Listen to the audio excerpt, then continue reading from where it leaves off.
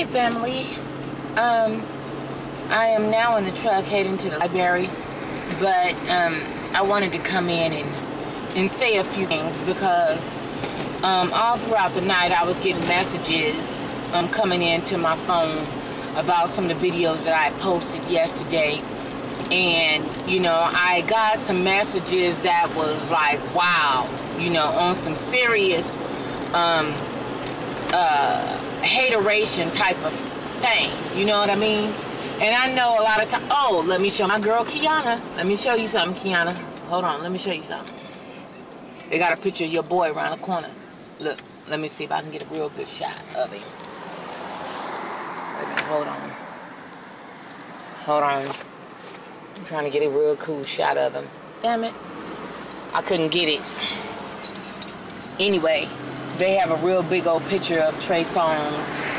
He's going to be around the corner, literally around the corner, on the 7th. So, one of those days, I don't know. But yeah, he's going to be around the corner. And so, anyway, guys, look, it is a pretty day. Look, y'all.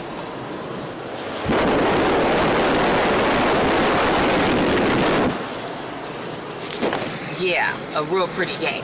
Anyway, I wanted to come in and say some things in reference to the videos that I did yesterday. One thing, family, one thing that you guys don't know is, you know, I try not to put anybody else's shit out there but my own. Because, you know, if you're going to scrutinize me or put me under a siege of scrutiny, then just do me. Don't do the rest of my people, my family, and things like that. And I know yesterday I was hot as a motherfucker. I was tight as 10 niggas yesterday in reference to me constantly going down here to this doggone thing over some shit that I'm like, wow. So let me dissect that shit first. Because people seem to feel like I'm so wrong in all this. But tell me this. Let me just give y'all a few little tidbits, a few little insights, and y'all tell me, am I really wrong or not? Okay, now, if you have a fist fight with your mother, I mean, you have a, you know, bitch, we at the club, and you was dancing with my man, and I done had a couple of shots of vodka, and I'm finna fuck you up. Does that, I'm just saying, does that entitle your ass to anything to do that? Does it entitle someone to bust up and say, as far as I'm concerned, quote, end quote, let me quote, because first of all, one thing about slander is not considered as slander if you telling the truth about a fucking situation, okay? So, I'm not slandering nobody, okay? I'm not, that's one thing I'm not getting ready to do. I'm not getting ready to slander nobody, okay? So, if you bust up and you say, you know, as far as, quote, end quote, as far as I'm concerned, I don't have a mother. So, if you say that, does that entitle you to anything once they pass on? If you bust up and you say, you know, no, let me quote it right. If something happened to her, just let me know where to go to. Does that entitle you to anything? Does that entitle you to any of the royalty? Wait a minute. Hold on. Does that entitle you to any of the royalties?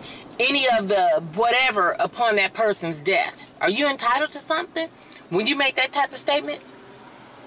Does it entitle you to something if the mortuary is calling and they're saying, okay, well, we need you to bring down your mother's viewing outfit, and you just choose not to do that? Let's go to the funeral, view the body, sign closing paperwork, put in on the last rights and all that other stuff, the closing out of the situation. If you choose not to pay or contribute a dime to it, are you entitled to some shit? Tell me, are you entitled to some shit? If you, and let's go to the repast now. Didn't go to the repast either. Are you entitled to some shit? Yeah, I'm just pulling up so I won't fuck around and wreck or nothing. If you live, say, a mile or 2 miles away from your mama, from your parents, okay? You know your mom is going through, her husband just passed. My parents were together for 43 years. Y'all know that. Of course, at that point in time, they're going to be the surviving spouse is going to be, I mean, on some serious, I don't want to live type of thing. Do you get a little piece of change and don't even go by and say, Mama, here's a bag of groceries.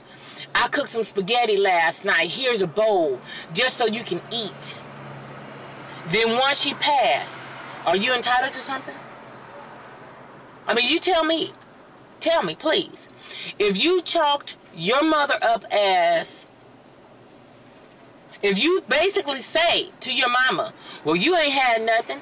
Everything you got that from my daddy. Does that entitle you to anything? Does it? Now, first of all, for the record, family, I am the youngest. Y'all already know it. I'm the youngest of 6 children. 6. And now my mama I think she has about 8 or 9 grandchildren. She was at the birth of all 3 of my children. Saw them come out the pussy, holding one leg up, squeeze, push, all that. Okay? Now, the rest of her grandchildren, she wasn't invited to come or any of those things. To come, to do anything. Now, mind you now, you would think that we're talking about a mother that's probably on drugs or have some type of form of abuse. My mother was nothing of the kind. My mama didn't even drink. She didn't drink alcohol, none of that. Okay? She was just a beauty shop owner. She was a wife, a housewife. She just, stayed in her lane. She was, I look at my life and I see so much of my life has turned into my mama's life when my mom was my age. My mom was beautiful as all get out. I mean, you could see the Cherokee in her skin. You could see it. You could see the Indian in her. You can see she had the high cheekbones. And those of you guys that have been on my old ass